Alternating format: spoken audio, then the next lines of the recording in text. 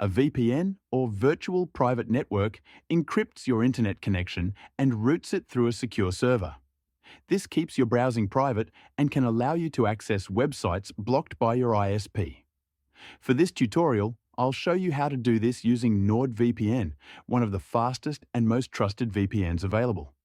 You can check the link in the description to try NordVPN at a discounted price.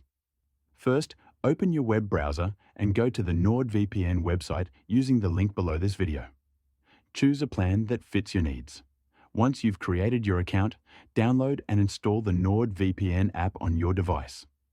NordVPN works on Windows, macOS, Android, iOS, and even routers if you want to protect your entire home network. Once the installation is complete, open the NordVPN app and log in with the account you just created. You'll see a map interface and a list of servers. Each server represents a secure location you can connect to. To stop throttling, connect to any server close to your actual location for the best speed. Once connected, all your internet traffic will be encrypted and hidden from your ISP. They'll only see that you're connected to a VPN, not what you're doing online. Once connected, open your browser and visit the website that was blocked. In most cases, it should now load normally. If it doesn't, try switching servers or refreshing the page. Remember to use this responsibly.